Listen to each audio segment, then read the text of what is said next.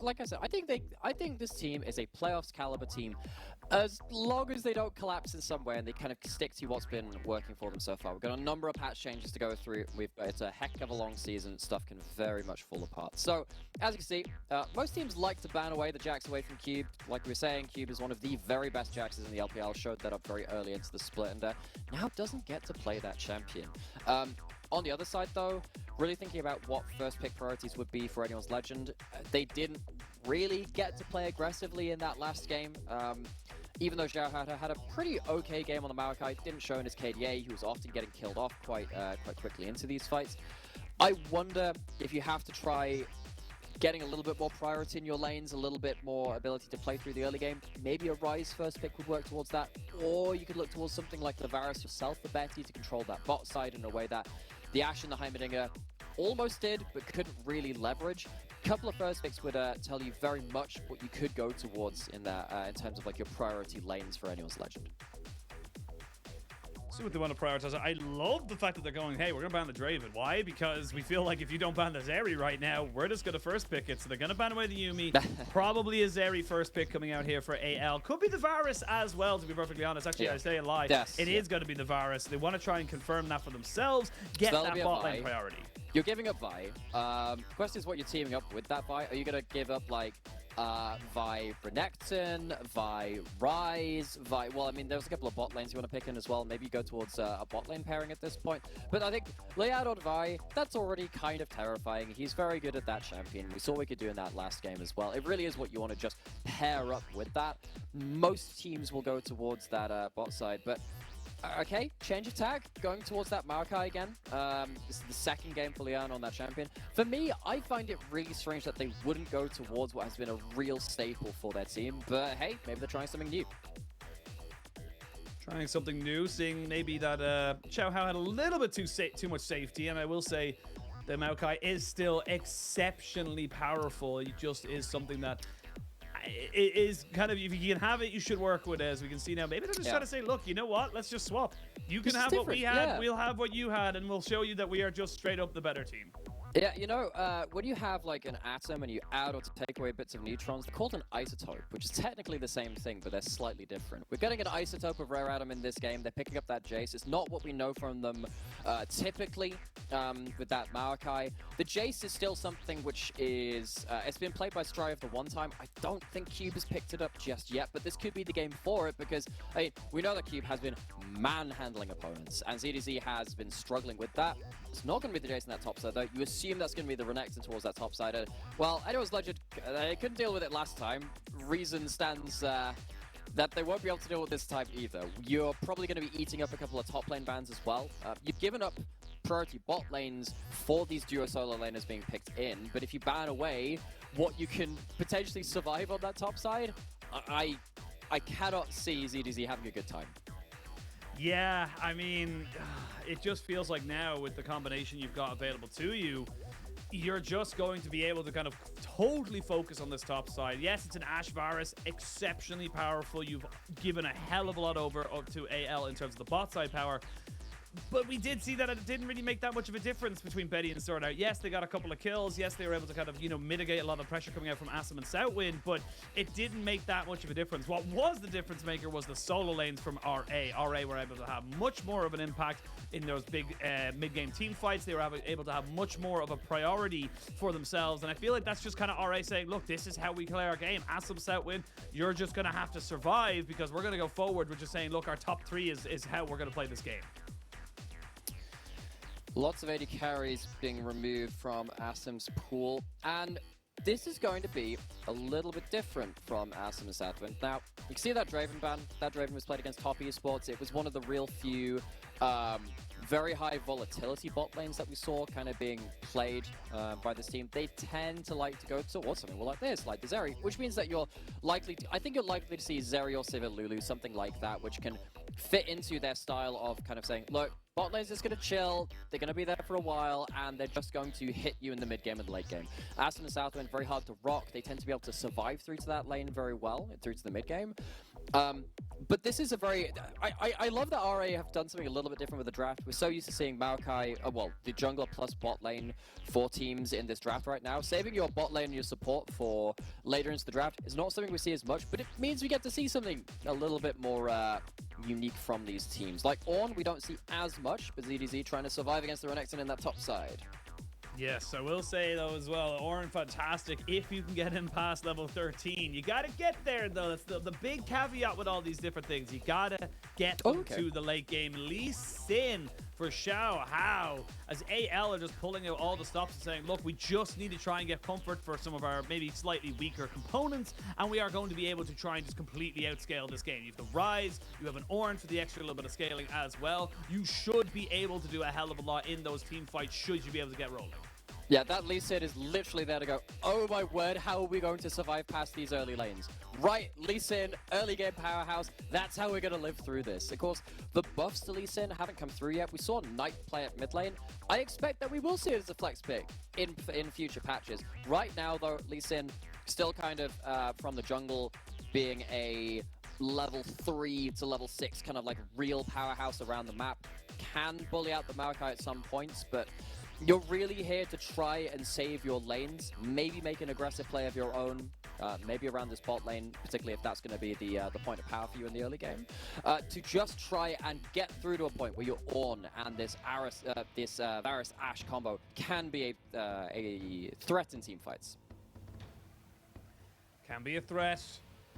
We'll see what they're able to kind of go for right now, because it is just one of those games where, hell, you gotta do something. You gotta come out swinging in this game. You've got an exceptionally powerful bot lane, a good early game jungler that can skirmish. I need to see moves from you. I need to see you make something happen with these particular champions. Leave ZDZ on an island. Let him just soak up the pressure. Even if he goes down 50, 60 CS, it doesn't matter. As long as you can get this bot lane going, as long as you can get Petty and Sword out rolling in this game, that's where I feel like that's where your win is going to lie. And for the other side, it's for Adam. Cool, calm, and collected. Just make sure you're getting the resources onto the carries you want. Play towards that top side. Keep the pressure on, because I feel like right now, considering how the first game went, RA are going to be feeling a lot more confident. And I think they absolutely should do. If you're getting the player diff we had in that first game, I know Legend going to struggle in various aspects. I think that normally, I would say if you're playing around side lanes, something like a Lee Sin, very good in 2v1s, 2v2s, once you open up into that side of the map. We talked about that game 1 being a factor when you have the Vi kind of flying into side lanes.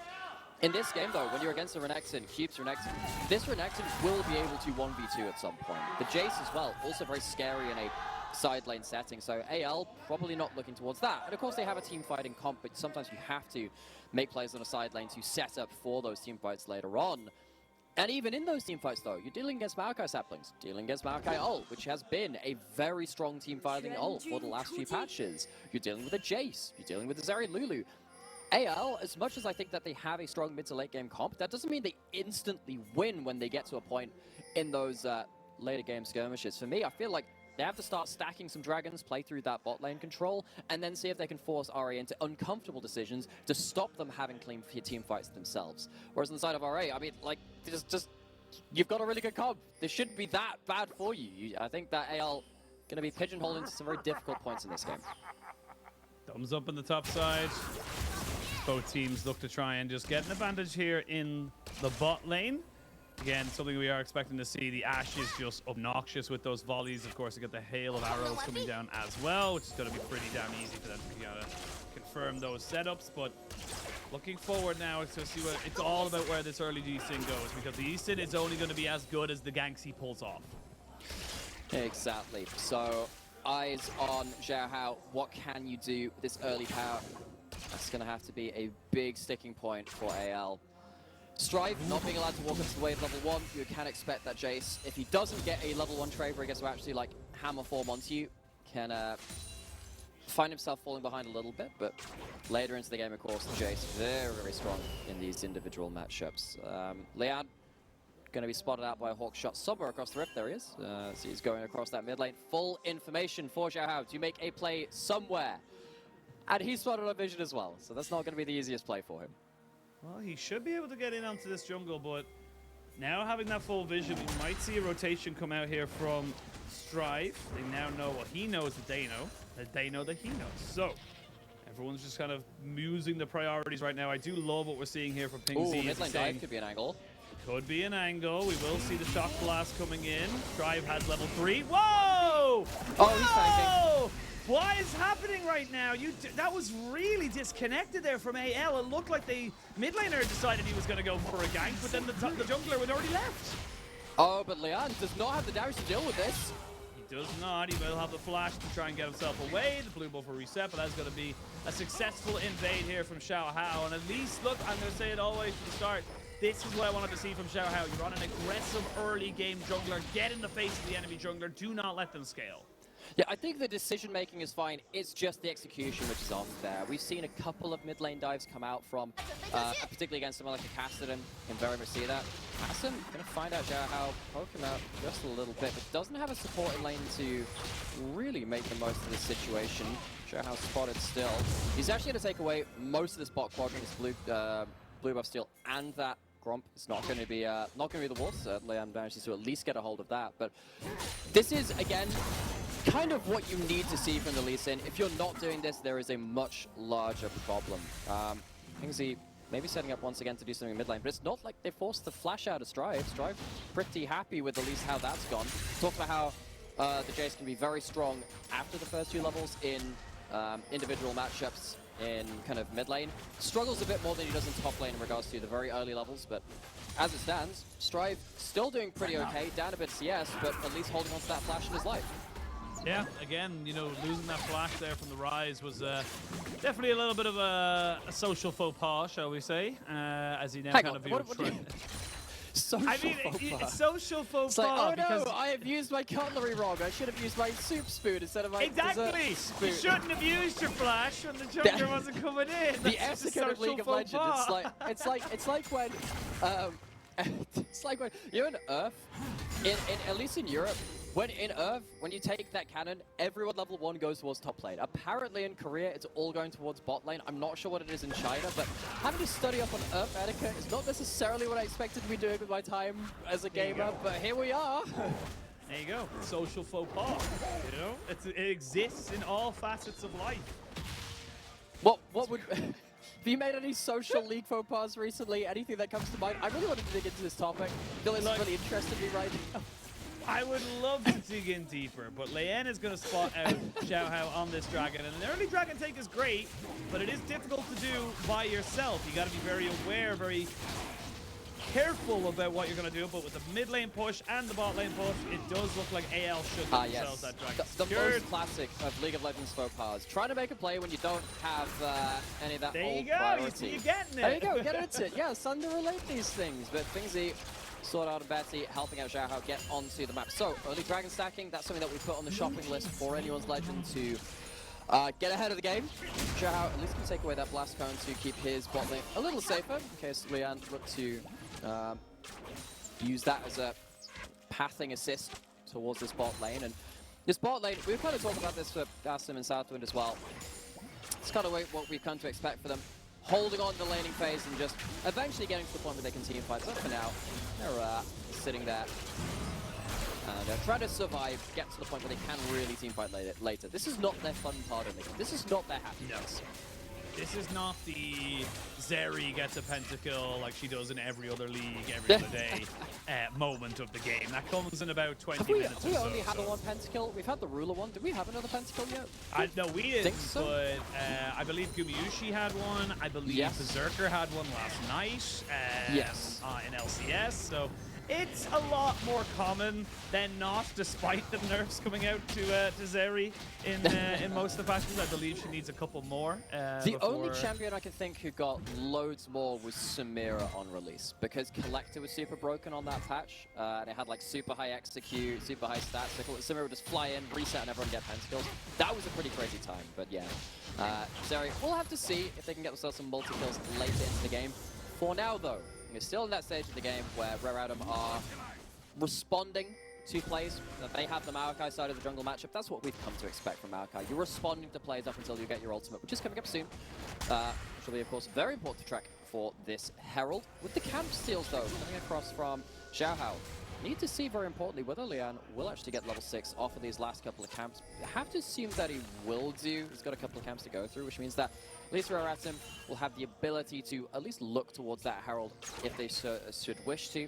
Maokai, Renekton very strong in that top side and around this point in time. Yeah, the level 6 has been hit by the Maokai, so just watch out to see if anyone's like do approach that objective, because Raratim should actually be in a position to fight around that for a little while, but that timestamp's been hit. And Annual's Legend would rather go towards his bot side. They have themselves that Realm Warp heading over this wall. Yeah, they're going to go for it. Pingzi will get himself over the wall, but flash forward. Asum doesn't have to use his flash because he has the cleanse. That's 4 people being committed towards this bot side. It is going to still be pressure towards AL. Flash actually burned by Betty as well. He tried to get the flash. Yes, flash still. Asum, why would you walk forward onto that? They were just there. They will get the kill. That is just a really bad mistake from Rare Adam's bot lane. That is a huge oversave. Very greedy. Just lose the wave. That's all you has to do. Just leave the wave. Strive wasn't roaming. Lian has already been seen on the Herald. You know he's not coming. You don't have a teleport from the Renekton. You have nothing to play with. All you are saying is, huh, I hope they've left. Surely they won't stick around. But they have. 4 seconds that longer. Wow, that's such an inconvenience right there for Xiaohao. Staying a little longer. Gets the first kill on the board for the Lee Sin. So you do get that Herald into mid lane. You get some gold up to Strive. Strive gets some plates as well. It is still gold over to solo laner of Raratim, and Cube still doing fine in this top as well. But for a team that really wants to survive through to the point where Asum and Southwind can start impacting these team fights, that's a social faux pas, Sheen. Absolutely. The theme of the day is social faux pas in League of Legends. But yeah, honestly, that, like, again, this is kind of similar to game number 1, where it was just AL very good at capitalizing on just very poor mistakes coming out from the side of RA. And for RA, like, yes, you do have priority in your top side. We haven't really seen them being able to kind of, you know, really leverage that. The Ornn is a really nice pickup, I feel, for ZDZ, just because it can just soak up so much of that pressure just on his own. And which is needed. Has been yeah, absolutely. And Xiaohao has been aggressive and very proactive on this Lee Sin early. So far, all the boxes have been ticked for AL in terms of what they wanted to do with this comp for the first, 10-15 minutes. Yeah, I do think, again, it's worth putting it into perspective. Kind of need to do this when you got a Lee Sin, particularly when you have very high value kind of mid to late game champions in pretty much every role on Raratim. Not that you don't have your own tools to fight with, but still, the Lee Sin can help you get to a point to set some of these lanes behind and allow your Ryze and the Varus the ability to kind of get through early game to a point where they can just be really oppressive in mid lane. Lian, this is one of the reasons I was like, why don't you just pick up the Vi? Why don't you go back towards that pick? It's been so successful for you. Raratim, they're not on the front foot with Lian kind of being an initiator for his team. Of course, that ultimate can be fairly big in those team fights on the aggressive front. It's more of a disengage ult though for games like this when you're playing around protecting your backline of a Jason and Zeri, but Lian not really having the impact we know this player can absolutely do, partly because of the draft. Partly because of the draft. Lian and Southwind though. Southwind just get clipped there by the arrow, and he is dead. Again and again, we're just seeing very odd decision-making coming out from RA, really not respecting the boundaries of what they're playing into, and fair enough to AL, they're punishing fantastically. Yeah, fair play to AL. They're kind of just they're taking what's given to them. They're making the aggressive plays, Xiaohao and the Lee Sin, managing to make something work, very importantly so, and this is before someone like Cube comes into the play. Cube isn't being able, the MVP from game 1, this Renekton that is so powerful, hasn't been able to impact this game so far. And Raratim, I mean, they use a Maokai in that situation, they don't have it for those team fights, and they're getting to the point where they're getting a little bit worried about this Dragon stacking. It is the Chemtech Soul. When you have something like an Ornn, actually that Chemtech Soul can be quite important because he does spend a fair amount of time below half HP in team fights. It means that he'll have a fair amount of value. You have a lot of champions which can sit around, particularly on that top side, around that lower than half HP and deal out damage, keep themselves in the fight, which is what, of course, the Chemtech Soul kind of lends itself towards. And Raratim, if they're not careful, they make a couple more mistakes, and this game quietly slips away from them, actually. This has not been particularly clean for them. They need to find something of a way to kind of establish themselves a part of the map to play around. The Renekton is fine playing in a 1v1, but he's not breaking turret plates. He's not really doing much for himself. Maybe you're waiting for a second Herald spawn in 2 minutes. Maybe that could be something you play around, but I'm not really sure what they're going towards right now. Well, Run of Ages has been picked up here by Ping Z, so he's going to be stacking that one up. Should have it for 23 minutes. It's going to be even more pressure, more advantage, shall we say, for AL and for RA. And like you said, it's just not really coming together as probably as cleanly as they would have liked, or as I suppose just as well as they probably would have hoped for, because it just straight up feels like a little bit of disrespect coming out from them, as we do see the Umbral Glaive now being picked up, so you're going to have vision control pretty much wherever they want to go. We are going to see a full engage here onto Betty because they have the cleanse, but a really nice arrow does stop anything else from going out here. Xiaohao gets caught up. Sword Art, you're not going to be caught by that one just yet. Rise. Rage pick as Leyen is now in a bit of no man's land. He's going to try and flash away. He does have an extended blast cone to keep him relatively safe. Xiaohao going to use that one to his advantage. They're going to try and fight this one off, but the Q has landed. So again, RA going for something, overextending after the play, and just kind of getting punished. Like, okay, I get that you need to make a play somewhere, but again, you don't have the vibe. You don't have that same ability to just like lock someone down with this early burst. The Maokai has gone for the Nighthawster, has a decent amount of damage. I guess it does have a decent amount of that burst, but you can see that it's much harder to coordinate these plays with the very slow ultimate. Asum does a pretty good job of jumping forward, understanding that if they get caught on turret, things get pretty difficult. And someone like the Varus can't run away from the Zeri who's ulting at them. Clutch arrow from Sword Art makes things difficult, but Rare Asum, they make one of those mistakes which we say are kind of in limited number now that they're allowed to. You make another couple of those in the game, it's very, very difficult for them. It's not easy already, and this second Herald, which we were talking about potentially being an object of concern, is not something that Rare Asum can now fight around anyone's legend. They managed to absorb the first real aggressive play from Rare Asum in this game. They get themselves a second Herald, and credit to Xiaohao making the Lee Sin work out. It's not a pick that we see nearly as much nowadays, but definitely getting value out of this pick in a game which was looking fairly difficult for them, especially after the real destruction of Game 1. Yeah, Leyen trying to see if he can walk forward into this mid lane. Not going to be happening though, as I said. The Glaive has been picked up here by Sword Art, so he has plenty of wave clear, or some ward clearing power. As they now get Shelly down to the mid lane. That tower is pretty much guaranteed to fall. The ult is just to keep the tower alive, I guess. Sword Art does get caught out a little bit. They're trying to really hard force onto this. The chain of corruption stops everybody. The Ornhorn cube has to flash away, but he can't survive. I just don't know what you're trying to go for here. All right, they're panicking, and they're looking down the barrel of what could nearly be a perfect game because AL are scaling. This is not what your comp is meant to do. First game of the split, first game of the season was versus LGD, and they were locked out. 0 kills in that game.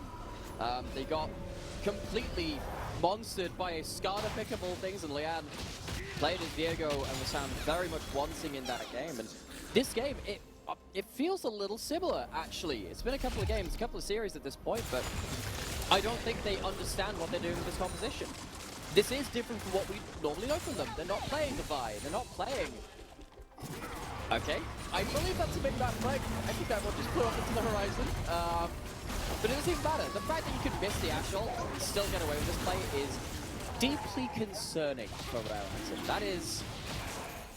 I don't know what else to say. You just shouldn't be making aggressive plays like that if you're not able to set up for that Maokai. It has to come in from a much better angle, or it needs to be much closer, or you need to have something else linking into it, which your team doesn't have. Rare Asum just shouldn't be going for that kind of play. No, and now they're 5,000 gold in the hole. They're going to be looking down the car with soul points. That is just not what you need to be seeing. And again, we talked about, yes, it wasn't a perfect game 1, but it was good from RA. They kept with the Vi. They knew how to engage. They were just feeling confident this time around. I feel like they just kind of kept some elements of the Game 1 comp and then traded it with other elements. And again, the big thing I'm looking at right now is that you're engaged. You don't really have a huge amount of it. The Maokai ultimate is a secondary engage. It is fine to follow up on something, but it's not going to be working out for you if you're just trying to use it as a full-on initiator. So Strive in a bit of a bad situation. Enchanted Crystal Arrow goes in. We are going to see him now just getting kicked back and risen up, and KZ gets himself a kill. Good damage there from the Night Harvester on the ultimate on Leyen, but it does not matter. And this is honestly, it's just so weird to look at and to watch, because it is just one of those moments where you're like, where did this team go from game 1 and 2? What happened in game 1 and 2 or between it that traded this such a change of pace? Yeah, I get that it's best of 3. I get that first game was a big kind of point of power for these team for this team, Raraton, where they could kind of legislate, look, this is completely, everything is normal, everything is completely as we kind of come to expect it. Maybe we try something different. Maybe that's what they're thinking. But if this is the Super Blast Gun, so funny, man. But like, if they're trying something different, this just goes to show me once more, one of the things which I hated that they did against top esports, where they went away from what they have been successful with. You know what you're good at, Raraton. And I understand experimenting a little bit, but maybe don't do that for Game 3, because if this is going to be the way that you play, I'm expecting you Game 3 at this point. I mean, yeah, I think it's totally fair. This Renekton is effectively useless at this point in the game, to be totally honest. Went for the Black Cleaver first for the laning phase, but Black Cleaver will only mitigate so much armor onto this Horn that is stacking armor at this point in the game. You've got no real pressure in this Rise. Xiaohao and Sword are linking up exceptionally well. They've got perfectly good vision all around this Baron pit. Yeah, I mean, what is Strive supposed to do here? He can't walk up. That tower's as good as dead. Very difficult situation for Raraton. Arrow flies out. We're going to miss. Not going to be coming through there, but the fact that Raraton is so far behind means that they actually don't have themselves in the Chaos yet onto Southwind. That means that the Varus and the Ashen have much higher value. The fact that Cube is not insanely far ahead means that the side lane play that we alluded to again is going to be a little bit harder. Aston taking matters into his own hand though. Zeri's going. Zeri is going. They're going to try and use that as their initiator. They're using that as their team fight tool. The barrier's not going to be enough to save the Ashe. 2 kills. They did lose top turret, but now they might turn and Baron. This is off spawn. This is it. This is literally the game. They can't wait any longer.